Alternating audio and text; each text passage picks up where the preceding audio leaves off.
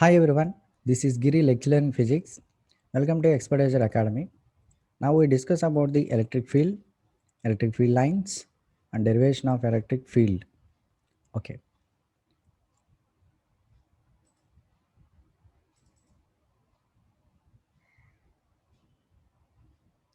look at here, electric field. So this electric field is discovered by Michael Faraday. So ఈ electric ఫీల్డ్ని Michael Faraday అనే scientist discover చేయడం జరిగింది. So ఈయన ఏ base మీద ఇలాగ చెప్పడం జరిగిందంటే, ఏదైనా ఒక ఛార్జ్ యూనివర్స్లో ఉండే ఏదైనా ఒక ఛార్జ్ ఎలక్ట్రిక్ ఫీల్డ్ని ఫామ్ చేస్తుంది అని ఈయన చెప్పాడు. అదేవిధంగా ఈ ఫామ్ అయిన ఎలక్ట్రిక్ ఫీల్డ్ లైన్స్ ఫామ్లో ఉంటుంది. సో ఈ ఎలక్ట్రిక్ ఫీల్డ్లోకి ఇంకొక ఛార్జ్ని దాని మీద ఫోర్స్ అప్లై చేసి తీసుకొని వస్తే ఖచ్చితంగా ఈ ఎలక్ట్రిక్ ఛార్జ్ ఈ ఎలక్ట్రిక్ ఫీల్డ్తో ఇంటరాక్ట్ అవుతుంది.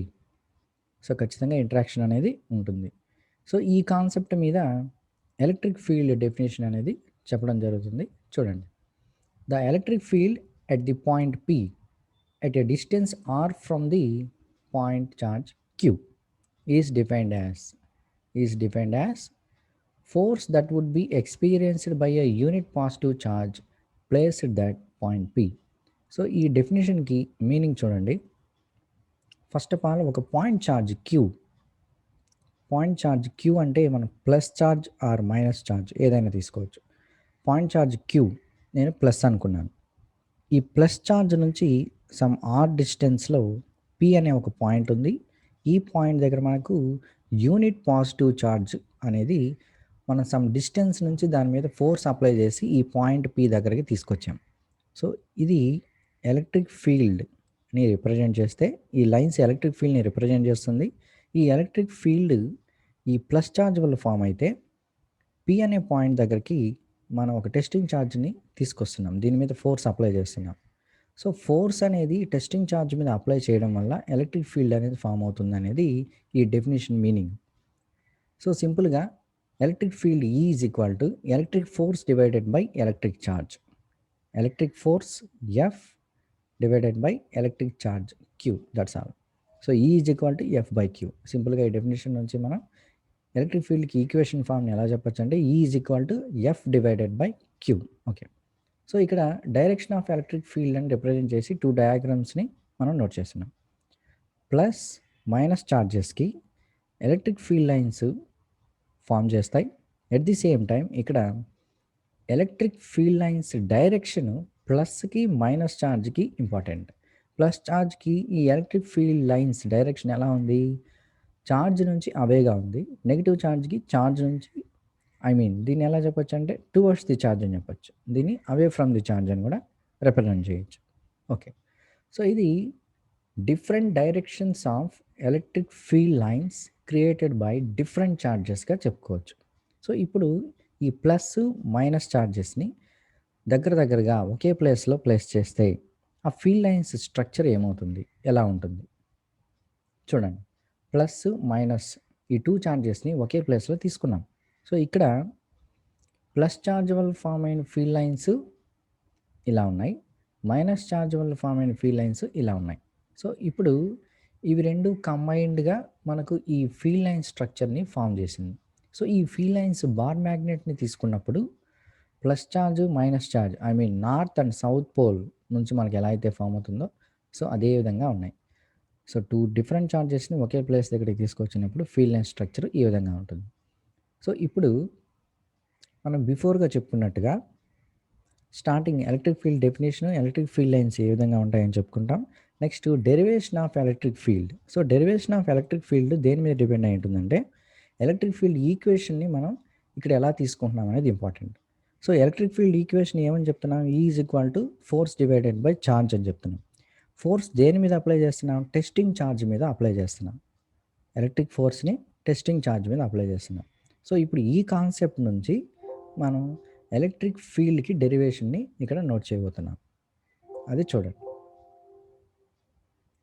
సో ఇక్కడ F is equal to K into Q1 Q2 divided by are square. So ఇది ఎలక్ట్రిక్ ఫోర్స్కి జనరల్ ఫార్ములా. కే ప్లస్లో మనం 1/4πε అన్నట్టు నోట్ చేసుకోవచ్చు, no problem.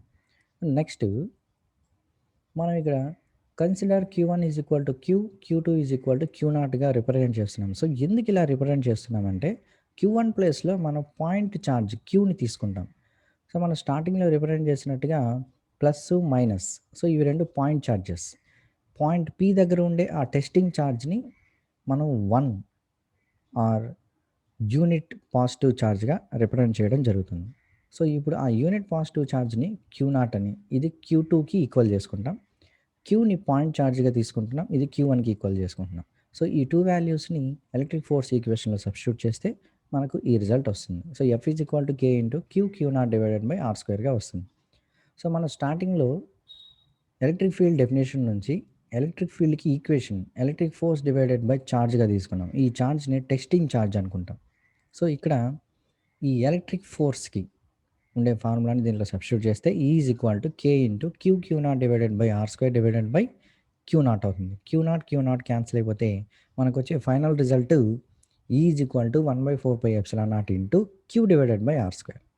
Q divided by are square. So ఇది ఎలక్ట్రిక్ ఫీల్డ్కి ఫైనల్ ఈక్వేషన్. సో డెరివేషన్ని సింపుల్గా ఎలా చేసాం, E is equal to F divided by Q0, ఇది డెఫినేషన్ నుంచి మనం తీసుకున్న ఈక్వేషన్. సో దీంట్లో ఎఫ్ని సబ్స్టిట్యూట్ చేస్తున్నాం. సో ఈ ఎఫ్ని ఇక్కడ టూ వాల్యూస్ని సబ్స్టిట్యూట్ చేస్తాం. సో ఫైనల్గా మనకు వచ్చే రిజల్ట్ ఇది. సో ఇది ఎలక్ట్రిక్ ఫీల్డ్కి డెరివేషన్. సో నెక్స్ట్ ఎలక్ట్రిక్ ఫీల్డ్స్లో టూ డిఫరెంట్ టైప్స్ ఉన్నాయి. అవి uniform and non uniform electric fields. Uniform and non uniform electric fields.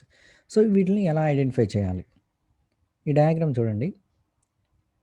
Field lines directions, the distance between any two field lines. అంటే ఏ రెండు electric field lines తీసుకున్నా వాటి మధ్య ఉండే distance same, at the same time direction same. But non uniform electric field లైన్స్కి వచ్చేసరికి ఈ ఎలక్ట్రిక్ ఫీల్డ్లో distance between any two field lines is different. ఇది చూస్తే మీకు అర్థమవుతుంది. Distance between any two field lines is different and direction also different.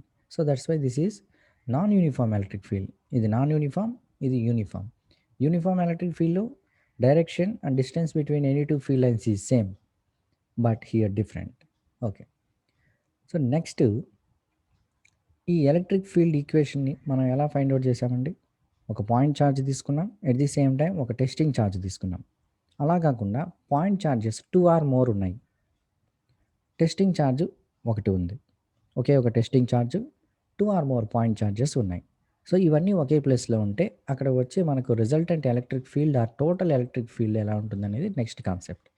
So ఈ కాన్సెప్ట్ని మనం సింపుల్గా electric field due to the system of point ఛార్జెస్గా రిప్రజెంట్ చేసుకుంటాం. సరే, ఓకే. సో ఇక్కడ ఈ డయాగ్రామ్ చూడండి. Q1, Q2, Q3 అనే ఒక 3 డిఫరెంట్ ఛార్జెస్ ఉన్నాయి. ఈ 3 ఛార్జెస్ పాయింట్ ఛార్జ్, ఈ 3 ఛార్జెస్ని పాయింట్ ఛార్జెస్గా చెప్పచ్చు. నెక్స్ట్ టెస్టింగ్ ఛార్జ్ని పాయింట్ P దగ్గర తీసుకున్నాం. ఇక్కడ టెస్టింగ్ ఛార్జ్ ఉందండి.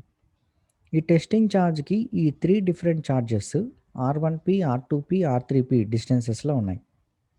R1P, R2P, R3P డిస్టెన్సెస్లో ఉన్నాయి. సో Q1 వల్ల మనకు ఫామ్ అయ్యే ఛార్జ్ ఇక్కడ E1Pగా రిప్రజెంట్ చేశాం. Q2 వల్ల ఫామ్ అయ్యే ఛార్జ్ E2P, Q3 వల్ల ఫామ్ అయ్యే charge E3P. Next R1P, R2P, R3P ఇవన్నీ పొజిషన్ వెక్టార్స్ అంటాం. Distance between Q1 to P, distance between Q2 to P, distance between Q3 to P. Okay, next ఈ point charges ఇవన్నీ at point P దగ్గర ఉండే testing ఛార్జ్తో మనకి డిస్టెన్స్లో ఉన్నాయి. ఇక్కడ ఎలక్ట్రిక్ ఫీల్డ్ ఫామ్ అవుతున్నాయి, 3 డిఫరెంట్ ఎలక్ట్రిక్ ఫీల్డ్స్ ఫామ్ అయ్యాయని చెప్తున్నాం. ఈ టెస్టింగ్ ఛార్జ్ వల్ల మనకు రిజల్టెంట్ ఎలక్ట్రిక్ ఫీల్డ్ అనేది ఇక్కడ ఫామ్ అవడం జరుగుతుంది. దీన్ని టోటల్ ఎలక్ట్రిక్ ఫీల్డ్గా ఇక్కడ రిప్రజెంట్ చేస్తున్నాం. సో ఇప్పుడు ఈ డిఫరెంట్ ఎలక్ట్రిక్ ఫీల్డ్ లైన్స్ని E2Pని, E3Pని మనం ఇక్కడ డాటెడ్ లైన్స్లో నోట్ చేసి ఇక్కడ ఒక లూప్ని ఫామ్ చేస్తున్నాం. సో ఇప్పుడు ఈ రిజల్టెంట్ అనేది ఈ 3 డిఫరెంట్ ఎలక్ట్రిక్ ఫీల్డ్ సమ్కి ఈక్వల్ అవుతుంది. సో ఇది సూపర్పోజిషన్ ప్రిన్సిపల్ నుంచి తీసుకోవడం జరుగుతుంది. సో ఫైనల్గా electric field due to A system of point charges, మనకు 3 డిఫరెంట్ చార్జెస్ ఉన్నాయి కాబట్టి 3 డిఫరెంట్ ఎలక్ట్రిక్ ఫీల్డ్ సమ్ అనేది రిజల్టెంట్ ఎలక్ట్రిక్ ఫీల్డ్కి ఈక్వల్ అయింది. ఒకవేళ Q4 Q5 ఉంటే ఇక్కడ ప్లస్ E4P ప్లస్ E5P ఉంటుంది. అన్సాన్ ఎన్ వరకు ఇలా మనం రిప్రజెంట్ చేసుకోవడం జరుగుతుంది. సో ఇది electric field lines and derivation of electric field and system of electric fields. Okay, thanks for watching this video. For more videos visit www.expertiseracademy.com.